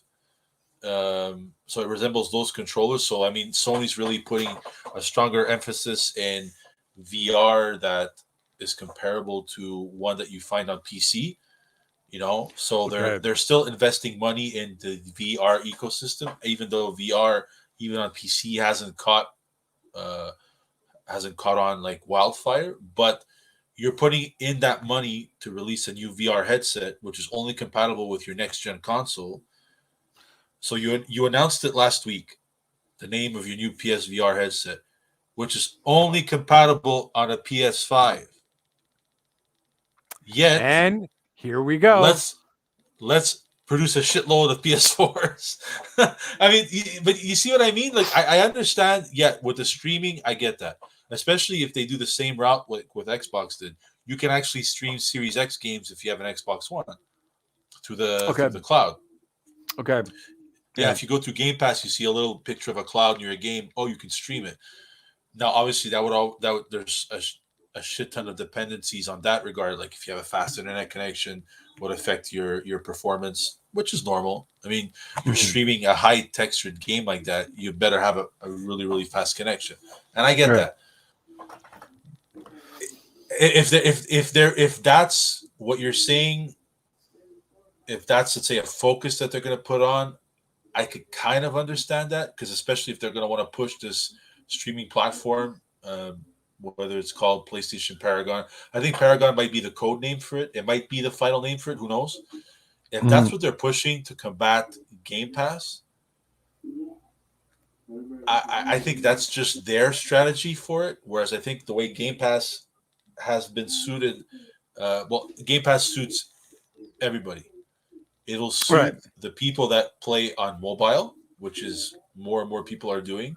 It'll suit the Mhm. people that are playing on console, PC, and ones that, let's say, like you said, you want to stream a next gen game, you can do that through an Xbox One.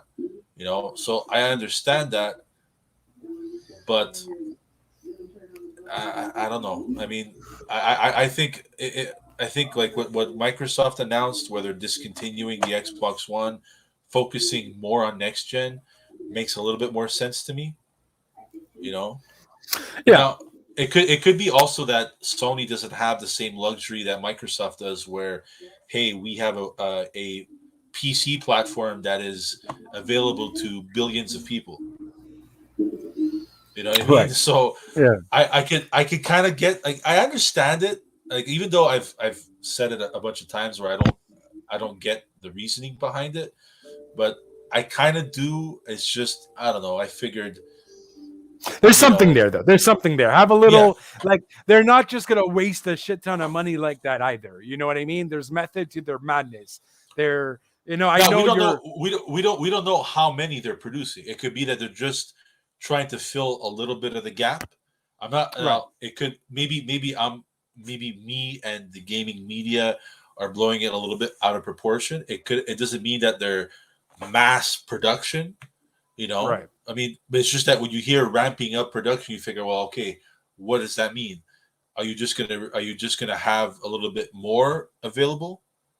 you know so let's say Hmm. for someone that doesn't, like I said earlier, if you don't have the money to buy a PS5, you figure, hey, a PS4 is still good. I still have a crap ton of games to play from them, so why not buy that in the meantime? I get that.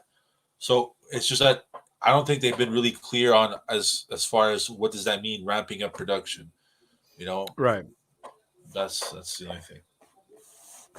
Well, we'll find out. We'll find out. I'm sure there's going to be a PS5 show, PlayStation showcase, Sony showcase at some point, Yeah, but yeah, sooner let's rather talk than about later. the last game of December, Stalker 2. Yeah. Stalker 2 was initially shown during the E3 Xbox showcase.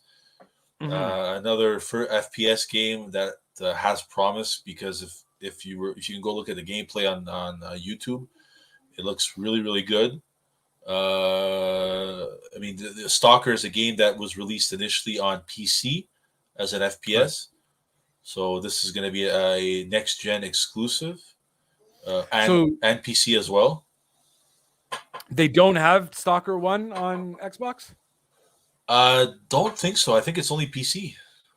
Oh, I could be. really? I could be. I could Okay. be wrong. Because I feel like I haven't heard of this. I'm like, Yeah, when did Stalker Stalker was a 1 come out? yeah Stalker was an old PC FPS. Like, That's it. Yeah, it looks like there's only Stalker 2. But then that's what I mean. Why then I get now because of the connection for both PC and thing. But then Uh, why not re-release? You s- s- remaster everything else. See, like Why according not to release it? Go ahead. yeah, according to Wikipedia, it seems like it's on Xbox Series S and S unless they're re-releasing the original Stalker. Okay. So that would kind of make sense, you know, especially if you're leading into the leading into Stalker 2, that you'd re-release maybe a remastered version of the original Right. Stalker. Yeah, you have a I don't while to do remember. that since it's in December. So Yeah. So I mean, it's a solid year, I think, so far for games. yeah, I mean, I feel like there's a lot more to come, though. This is, Yeah, I feel yeah, like yeah, yeah. nowhere near like 10% of even what we're going to be getting throughout the year. Um, and yeah, I mean, so far it does look like pretty good. I just feel like there's going to be a whole lot more. I want to hear more about, um, like even for Sony, I feel like it's still even for Xbox and Sony. There's more bigger name titles I feel like we should get aside from God of War, um, and Gran Turismo 7. I guess if that's not I think necessarily Horizon unfortunately Horizon. doesn't get the credit by a lot of people because I think it's also a new franchise, and the first one was good. You know, Well, I did read today though, as far as for PlayStation news, that apparently Mark Cerny, who's one of their lead technical guys, okay. uh, mentioned something about backwards compatibility. Now I don't know if that means that the PS5 might be backwards compatible with maybe PS3. I don't know about Oh, that. I mean, he didn't really explain much in detail from what I read in the article, but I know it was regarding backwards compatibility, which is funny because their CEO actually said that no one cares about backwards compatibility right before yeah, the but he PS5 flips and he launched. flops though. He flips and he Yeah, flops though all the time too. So yeah. maybe people are convincing him, and they found a way. Maybe they can do it with the PS5 with a firmware update or something. I don't Well, I know. think he kind of had no choice because the Series X comes out and it's compatible with every generation. Not That's every it. game, not every Not every game, game. All right. but there's a huge list of games that are compatible. So it's kind of, you're going to make the PS5 not compatible with PS4, and then all of a sudden, within a span of a week, oh, it's compatible with 99% of the top PS4 games. You know, which is good because a lot of the games I have are on PS4 because there's not much really out there on Right. PS5 that's you know, but Exactly. And I'm building up my PS5 library. So by the time I get a PS5, because I'm getting the PS4 and PS5 versions when it's a good deal. Because why the hell not?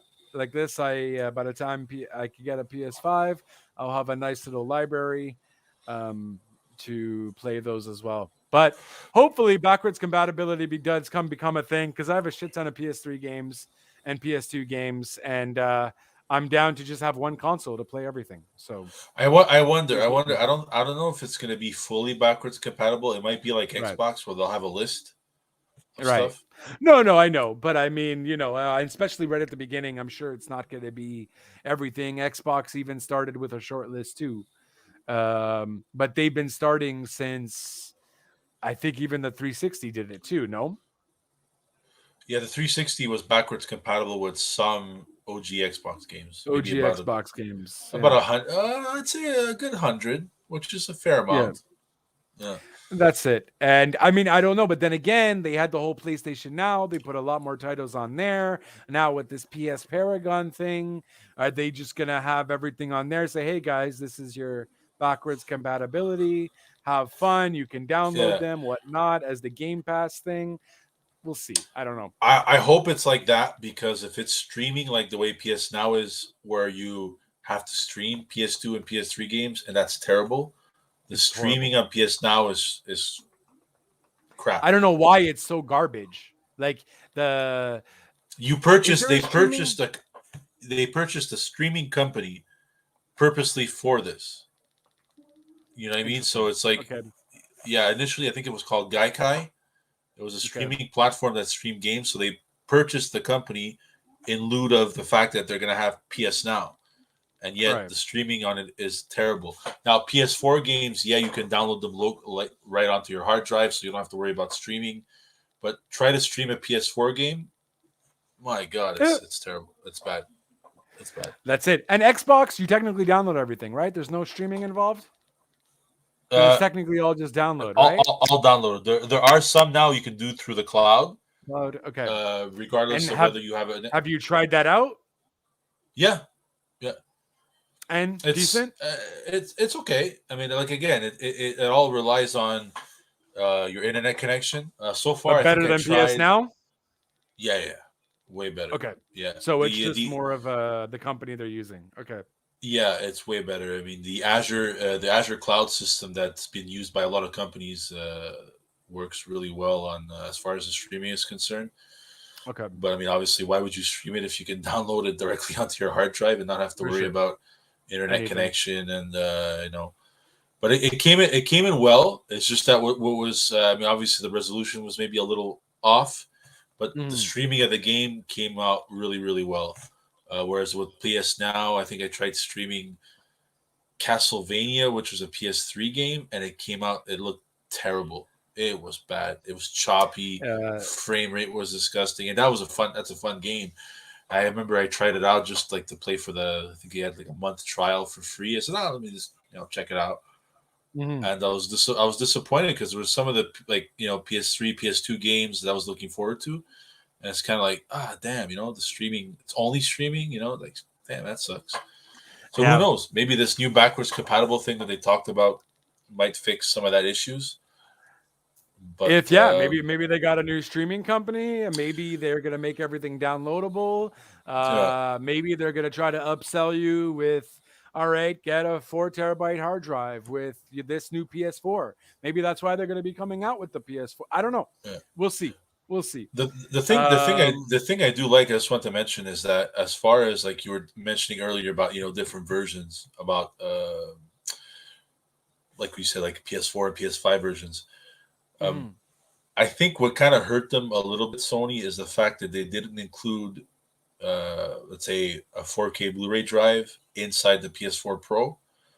And the reason why I say that, because if you look at a lot of the Xbox titles that were released, work on both consoles, Series X and Xbox One, without having to purchase a different.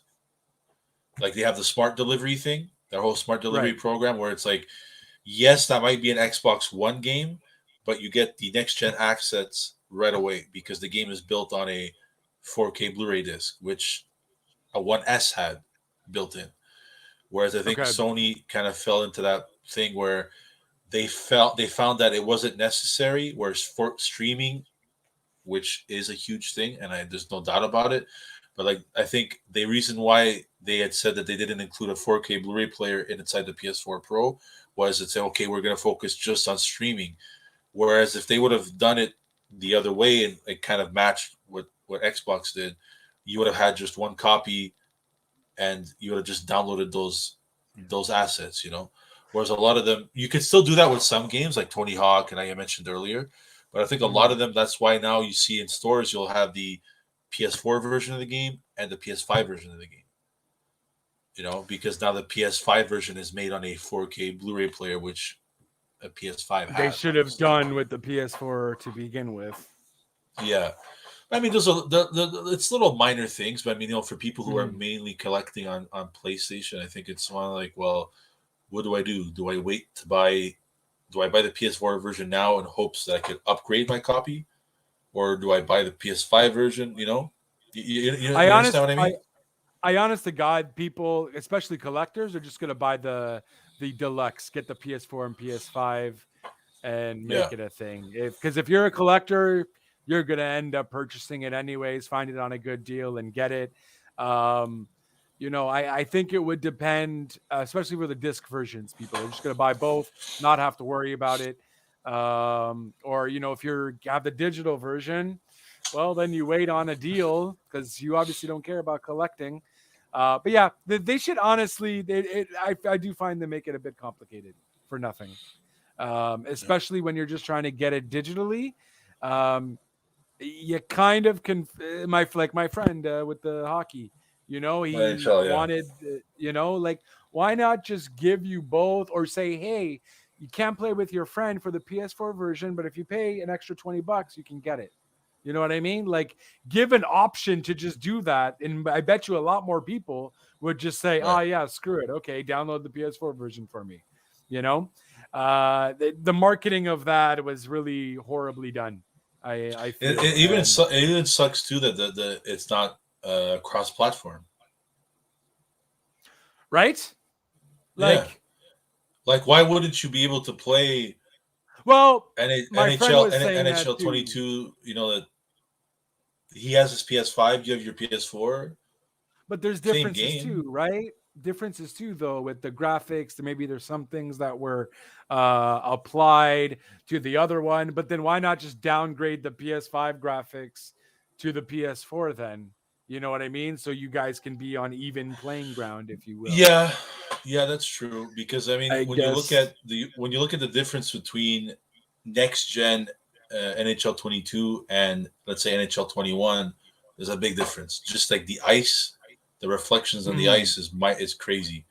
You know, And that's so the thing. And my friend was like, but how come I can't just play my place? I'm like, dude, I get why that wouldn't work, because there might be some animations, some stuff that I have that you don't have. How are we gonna cross platform? Like, it's not gonna make sense. But it may be yeah. downgrading those extra features so that it can be the PS4 version. I don't see why that wouldn't be able to even be a thing. You're just losing memory and not having to force anything on anyone else. Like, PS4 Well, guy is good, he's yeah. fine. Well, it's like we discussed, like you said, we discussed off air about that. As far as the like what they did last year, PlayStation with Madden and FIFA. Mm, That you could have had the PS4 version, but then if you put it into a PS5, you could have downloaded the next gen version for free, right. and you had and you can inter switch, you can go back and forth, right? But I guess now they I think this year they focused more on just next gen, and then it's like I guess if you really wanted to play with someone on PS4, your friend would have been better off buying the PS4 version and paying or getting a free upgrade to the PS5 version. So but if you didn't know that, it's no one's fault. That's not his fault. No, that's it. And you can't even get that on the PS Store, like on the console itself, because they only give you option for the PS5 version. You can only download the PS4 version if you do it on the app, and then it goes Yeah, into your library. Which, right. what? You know what I mean? Like, there's just these little stupid bugs and things that aren't needed that stress gamers out. Not everyone, can necessarily afford a PS5. I get that's what, but you can't even make enough to really sell it to everybody anyways. So there's that too. And then you're, Don't get me started about that. About I know, making I not know. making. Don't get me started. Don't get me started. I decided to I'm not stay. doing I'm it. not going to mention it again. I'm not doing But it. now you planted the seed again. Damn it. Oh Jesus. No, I'm kidding. But what was I going to say? It Um, was a point I was going to make. Well, it's a money thing too. It is what it is. I mean, I don't know. EA is weird. I mean, now EA is, I from mean, what I I feel like it is understand. mostly an EA thing too, though. I do really feel, because I Yeah, feel like every other I don't think the company, blame. Yeah, I don't think the blame could only be put on. It's not even a Sony. big blame. It's just that like the point I made earlier about one having a 4K drive and not.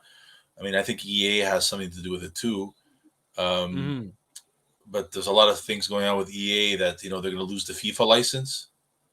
Oh, dirty. Okay, I didn't hear about that. Yeah, I mean, from FIFA actually wants $1 billion Yeah. from EA to be able to use the FIFA license. So it Oh might wow. be very much like well, I mean, it's not very much like, but the Konami soccer game is just called eFootball. Right. So something like it might be that the EA game, if EA even continues making Madden, I know I heard from somebody that now 2K might take up the FIFA title, which Oh is going to be wow. like Okay. that's going to Which is be going to be interesting. You know. I mean, heck, make it arcadey. I'm kind of down to see what you do with that. Nah. Well, there's one thing if it's FIFA Street, but if you're gonna make a FIFA game, don't don't bullshit it. Make a FIFA game. If even if it's gonna be 2K that's gonna take over the rights to and being able to use the FIFA title, then Right. fine. Like don't because that's one of Yeah. EA's top selling games. So don't Yeah, don't that's it. break don't break that. So So wait, so 2K is willing to spend $1 billion? I don't know. Or Maybe they just maybe they have a deal with FIFA itself, with the the organization FIFA. mm, Maybe EA's deal is up. Who knows? Or okay. but I know I did read that FIFA actually wants $1 billion for, and I don't know why that's an issue. I mean, EA's been making FIFA games for the last 30 years. Yeah, that's You it. know, that's weird. So they mentioned they wouldn't do it. They're not going to pay up. I don't know. I mean, I don't know what's going to go on with FIFA 23. I really don't know. Damn. All right. Yeah. But they're making this year. Oh no, they already made FIFA 22, Yeah, right? Yeah, FIFA that's right. 22 is already out. Yeah, it's already It's out. already out. Okay. So we'll see. Apparently, I guess, and because we're wrestling fans, there might be WWE 2K22 in March. I don't know if that's still supposed to happen, but Now, I have a here's question. Why do you seem enthusiastic about that? because there is a lot of releases. So a lot of these players most likely won't be in like the actual company anymore. And 21 was really trash. And I Hey, paid like the what about expensive one. AEW's game? What about AEW's game? So there hasn't been much else, I don't think. The last I heard, he showed another promo for it where we saw a few more people wrestling, but I don't think there's really been much else yet on the YouTube channel. But they're still working on it, and of course, it's still with With the Yucks, right? developers of AKI. No, AKI. Oh, it's okay. I thought it was Yucks. No, it's definitely it's like the No Mercy people.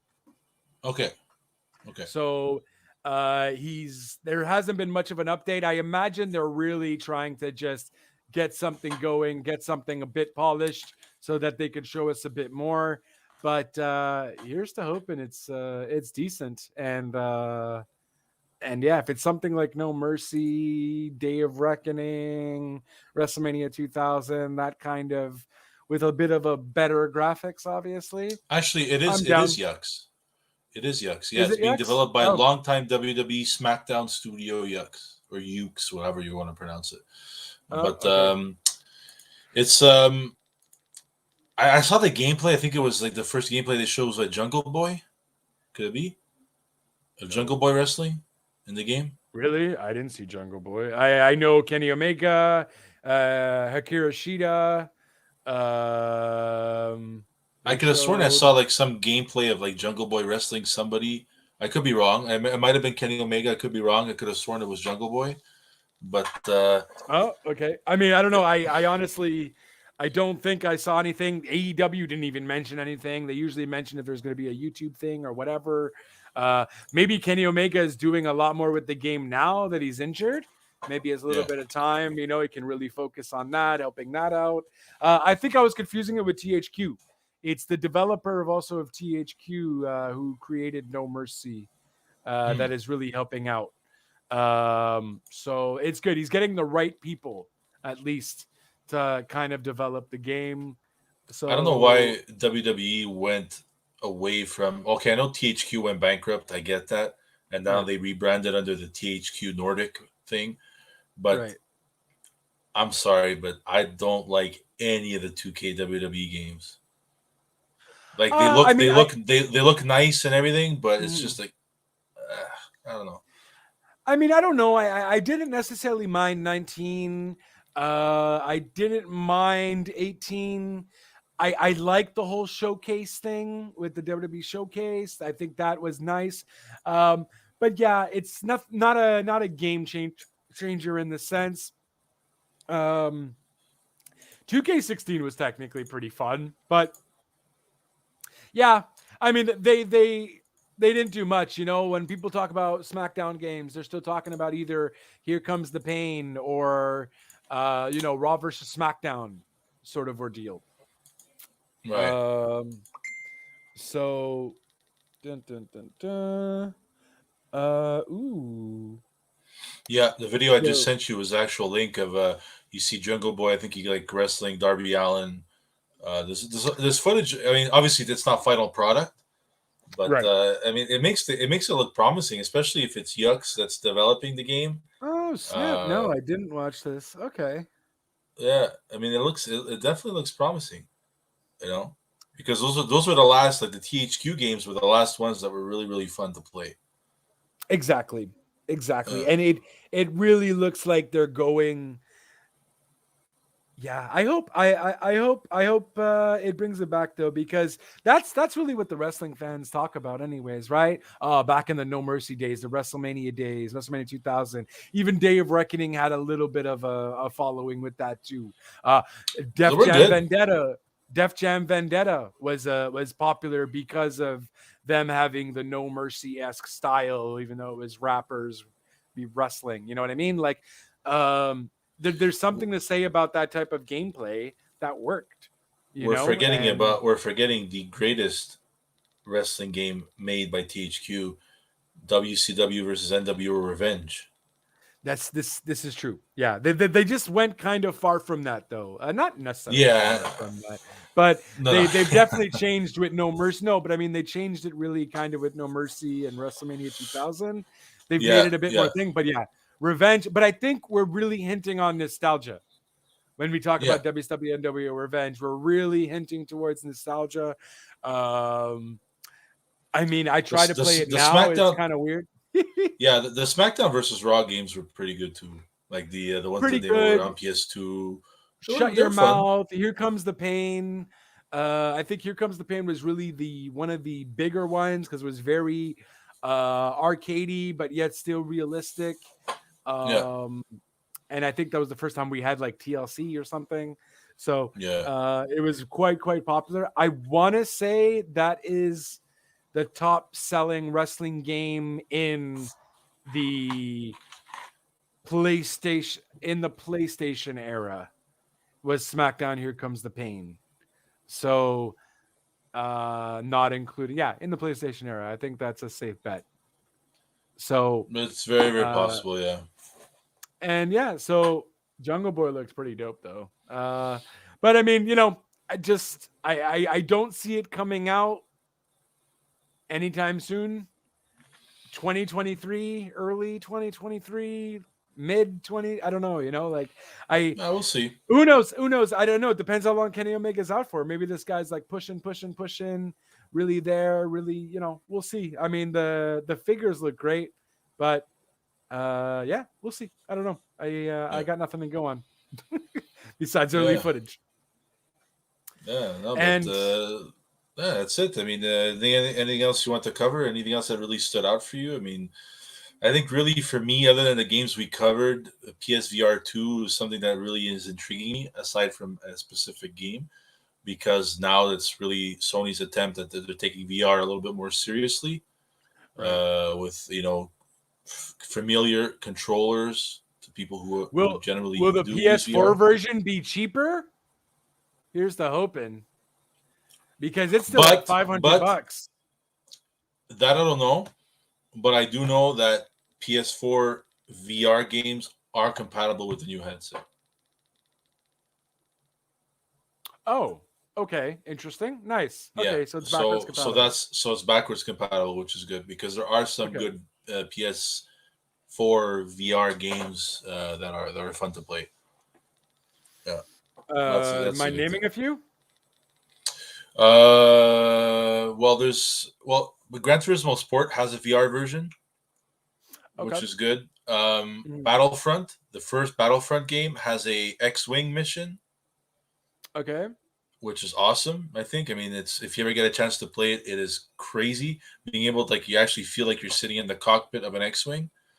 Um, Nice. only because I think a lot of them that have come out on PSVR were more VR experiences rather than actual Right. games. Like I think Wasn't a there's fan of Arizona Sunshine? I have no idea what you're talking about. Arizona Sunshine? No? It's like a zombie shooting VR game.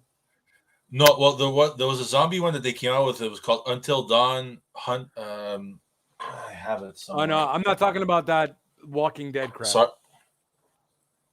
Because there was a no, Walking Dead VR one. That looked really, really trash. yeah, there was one. Give me a second. Hold on. Let him go through his entire collection over there.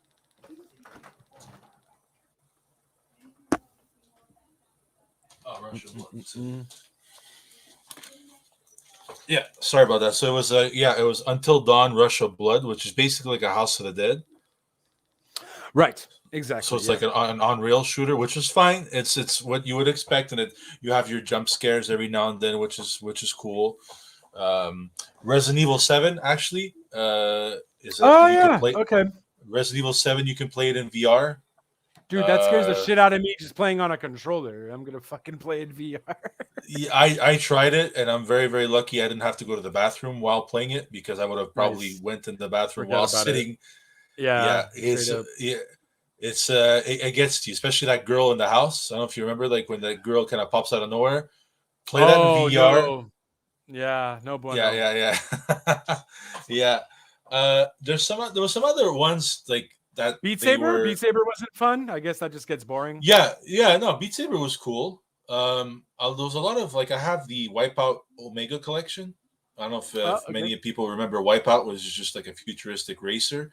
So playing that in VR was cool because it really puts you in the cockpit of the ship. Nice. It was fun. I think it was a little bit overpriced, especially when it came out. It did come out a little bit cheaper afterwards. But it got you to buy it. What's that?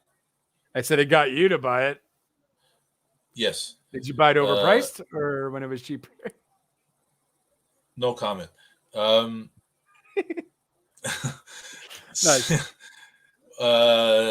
Yeah, well, they came out with two versions. They came out with which essentially looked the same, but the second version that they came out with was able to pass through a 4K TV, because the first edition, it's like a box that you plug into your TV. You plug your console in the box, and it's one HDMI wire from the console to the box, and then from the box to your TV.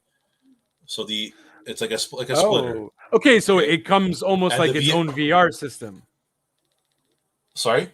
It comes as its own VR system. It's not actually off the PS4 VR. No, that's it. It's really like it's a box apart. Like it connects through the headset, plugs into this box, which allows you to, you can even watch like Netflix and VR technically, but it's not really in VR. It's like if you're sitting in a theater, it really just like stretches out Netflix and stuff like that. There's a lot of different like VR experiences, like different apps and stuff like that. Mm-hmm. But I'm still surprised you haven't played Arizona Sunshine. I've heard about it. I think I've heard about it. It does tell me something, but I think what the problem was is that a lot of VR games are too damn expensive. Well, there's that, and there's a lot of them that like they came out with Doom in VR, and to really enjoy Doom in VR, you needed the aim controller.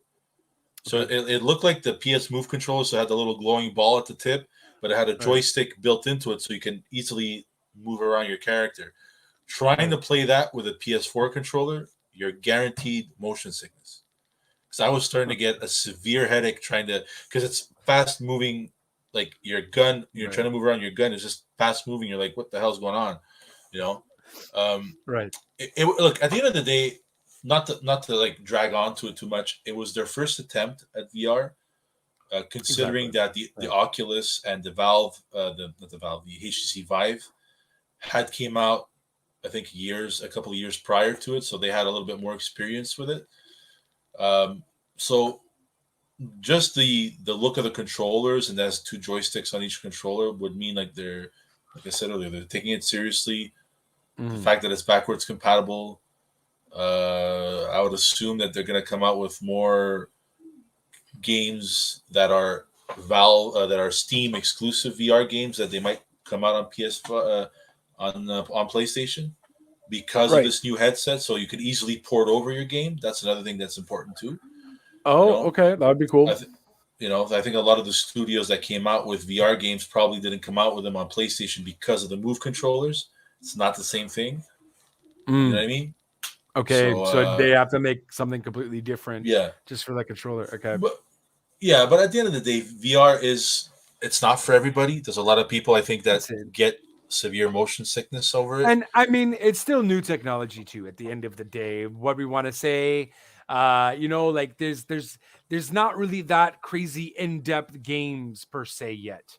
You know what I mean? Not an Yeah, actual game that you have to play on VR. It's really just everything's very arcadey to a sense. You know what I it's an mean? experience. It's an It's the experience. experience. Yeah, Yeah. yeah. But I there's mean, no I don't. like they have to really get that serious game that really play in VR kind of thing. You know what I mean? To make you wanna because if it's just an experience, it's not gonna last a while, and you're really spending all of this money on this technology for nothing. You know, Well, it's another thing too. I mean, and now also that probably depends the person. I haven't right. been able to play a VR game for longer than an hour.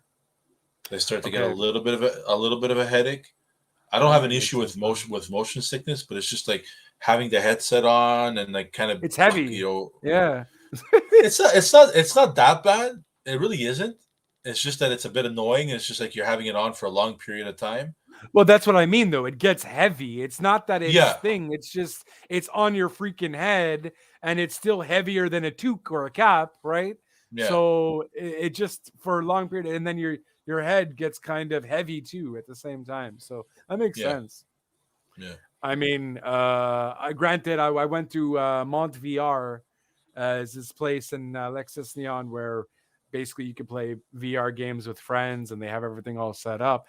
I mean, that wasn't that bad, you know what I mean? But like, I do see what you mean. We went for an hour and like I was good. I was like, all right, I want to get out of here. Yeah. I think overall VR games, even if they make them that a little bit more immersive, where it's more than just an experience, I think it's not going to be a 20-hour game.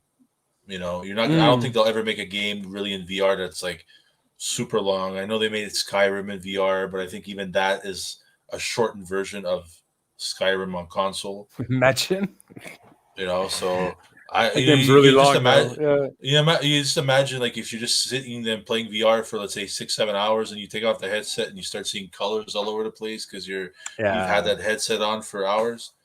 So Yeah, that can't be good for anything. That can't be good for your body. Yeah, that's no, probably why there might be like a whole health issue with that too. So, yeah, yeah, I don't think they want to get sued for making a VR game. yeah. No, but that's it. I mean, it's going to be an interesting. I mean, it's going to be an interesting 2022 to see what games get pushed back because that always might be an issue. What Right, games get pushed up, which right, could always happen as well.